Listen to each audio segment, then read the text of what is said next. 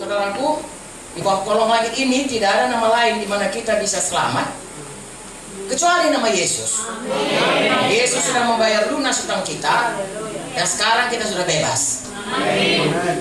Apakah artinya bebas bagi kita? Sekarang saya mau ceritakan lagi satu cerita. Saudara mau dengar cerita? Amen. Tapi ini cerita kita. Saya mulai dari kitab Kejadian pasal 1 dan pasal 2. Nanti sambungannya kitab yang terakhir, Wahyu yang terakhir, Wahyu 21, 22. Saya cerita saja. Jadi saudara sudah sering mendengar cerita ini.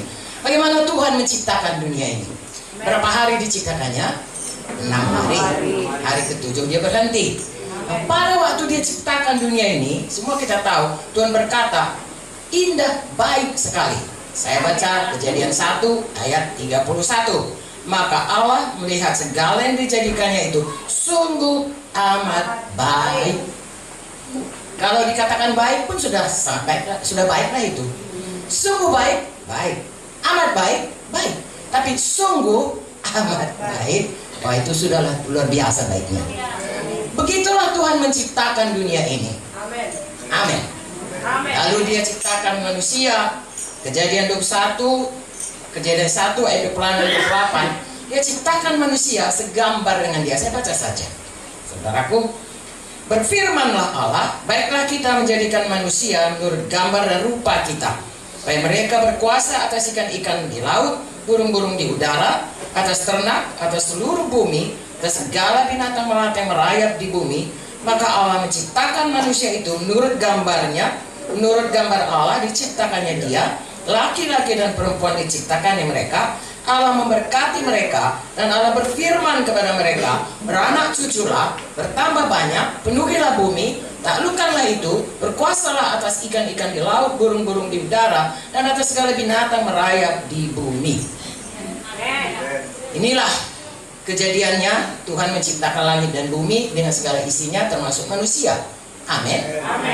Manusia diciptakan, kalau kita lihat dari ayat-ayat ini tadi, baik sekali, diciptakan segambar dengan Tuhan. Tuhan itu mulia, percayakah saudara? Amin. Makanya manusia pun mulia, begitu mulia. Begitulah mulianya. Pada waktu dia berdosa, kita baca saudaraku, kehilangan kemuliaan Allah. Roma 3:23 berkata, semua manusia sudah berdosa dan kehilangan kemuliaan Allah. Nah, Tuhan menciptakan manusia ini baik sekali, sungguh amat baik, mulia, segambar dengan dia, kudus, suci, mengasihi. Semua atribut ataupun kodrat ataupun sifat daripada Tuhan ada pada manusia. Pertama, Adam dan Hawa. Amin. Dikatakan berkuasa atas seluruh bumi, atas binatang. Kita baru mendengar mengenai coronavirus, ya. Pernah kalian dengar? Bisa mati ya? Padahal itu ternyata kecil, virus sudah nampak dengan mata, bisa membunuh. Di sini dikatakan manusia harus berkuasa. Tidak bisa binatang membunuh, apalagi kuman kecil. Tetapi mengapa itu jadi? Karena dosa. Pada waktu manusia berdosa, kita tahu ceritanya saudaraku, bagaimana manusia itu disuruh, Kejadian 2, hanya untuk menjaga, memelihara Taman Eden.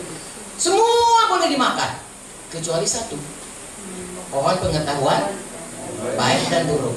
Mengapa? Apakah Tuhan, setan saudaraku menipu manusia, mengatakan tengoklah Tuhan itu pelit sekali, masa kan nggak dikasih? Padahal saudaraku, tidak mungkin Tuhan pelit, semua boleh, yang satu itu tidak boleh. Karena Tuhan mau kita tahu baik dan jahat dari Tuhan. Kalau kita tahu dari pengetahuan kita, maka saudaraku, kita rasa kita saja yang benar, padahal menurut Tuhan belum tentu benar. Itu sebabnya saudaraku, Tuhan minta kita bergantung kepadanya. Hanya itu diminta Tuhan. Dari semua saudaraku Tuhan sediakan sangat baik. Tuhan minta kita patuh, percaya, patuh kepadanya, bergantung kepadanya. Tapi Adam dan Hawa kemudian melanggar firman Tuhan, manusia jatuh kepada dosa, saudaraku, hilang semua gambaran Tuhan itu. Manusia terkutuk, kita membaca dalam Kejadian 3, ya, manusia terkutuk dan bumi juga terkutuk. Sehingga manusia berjerih payah, bersusah payah untuk, saudaraku, kadang-kadang kita, bukan kadang-kadang lah, hampir semua manusia, ya, semualah saya katakan manusia, Dari mulai lahir sampai kita mati, sibuk hanya untuk cari makan. Bagaimana supaya cukup makan? Padahal di Taman Eden nggak perlu cari makan, disediakan Tuhan dengan sangat baik.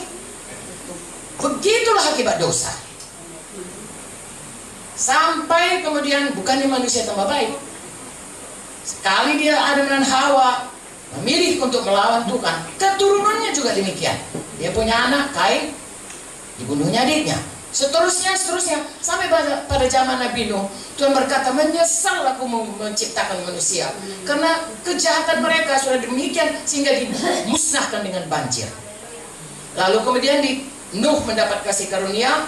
Lalu Nuh juga, saudaraku, sesudah dia lepas dari banjir itu, mulai lagi berdosa. Anaknya kena kutuk lagi.